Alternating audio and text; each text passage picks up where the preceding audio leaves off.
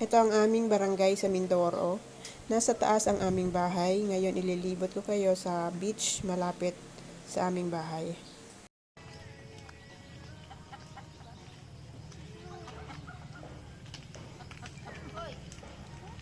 Ano yan? Balon? Ano yan? Balon?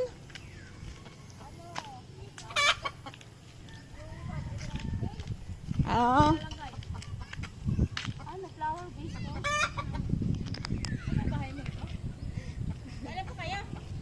Kahapon. Si Joya? Oo. Parang paya-paya niya. Oo. Ilan ang anak niyan? Dalawa. Ikaw, dalawa rin? Dalawa.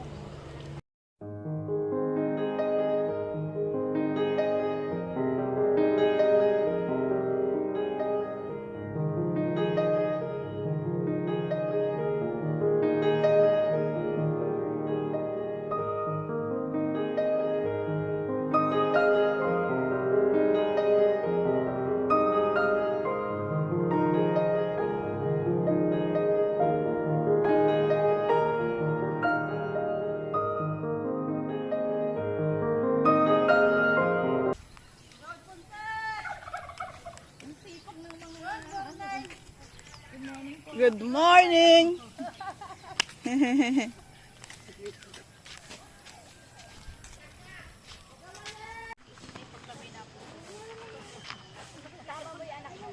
Ito ang Tagumpay Beach at 6 in the morning. Hindi pa masyadong busy. Tulog pa ang mga tao sa tent. Masarap umuwi sa probinsya paminsan-minsan. Ang saya ng vibes na makita mo yung mga dating tao na kinalakahan mo nung maliit ka pa. Makakwentuhan at tawanan. Sabog na Ikigai.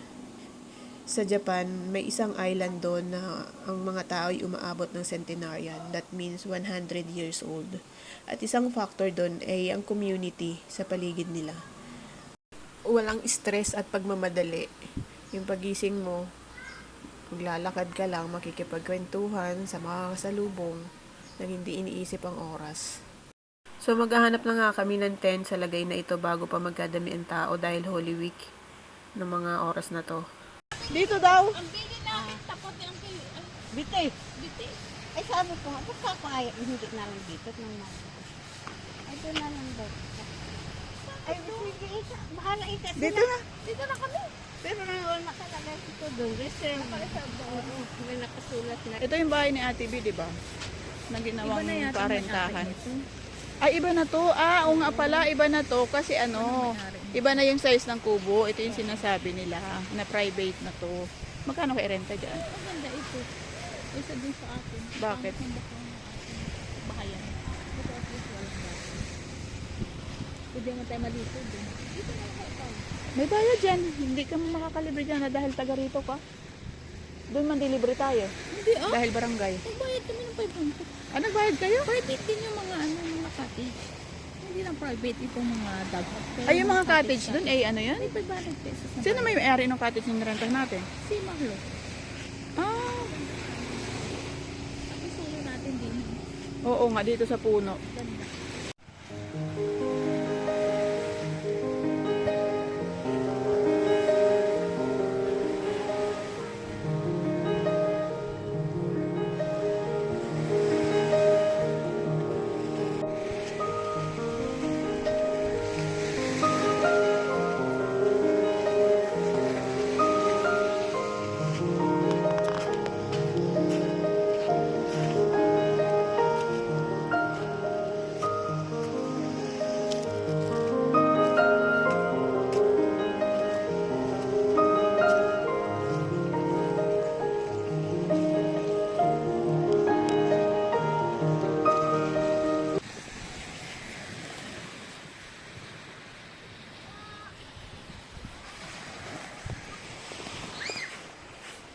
Baby. Baby. Hey, don't eat that.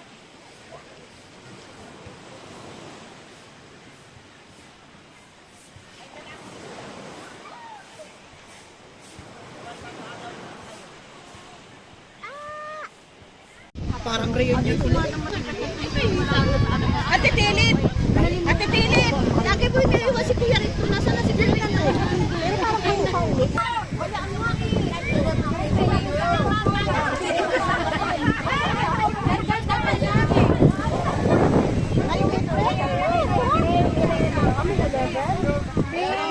ayun na nga, nagpangita pa ng mga kamag-anak, nag-outing din sila.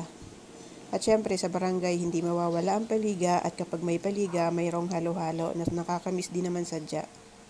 Pero ang kaunti na lang. Ayaw ko na maalat. Parang lasa.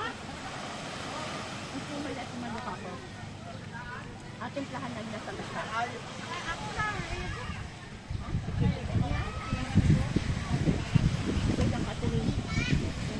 Ah.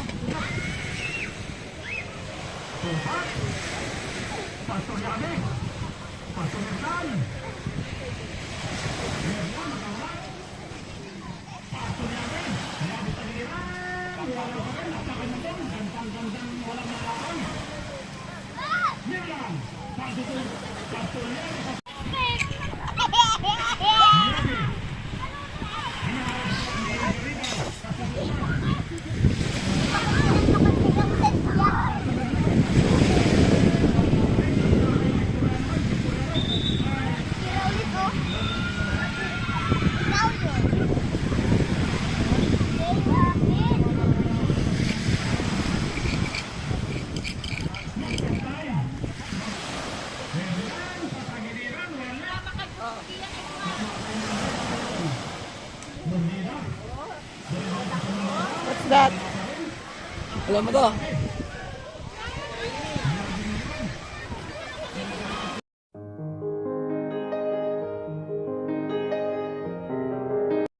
Sunog naman ang mga person.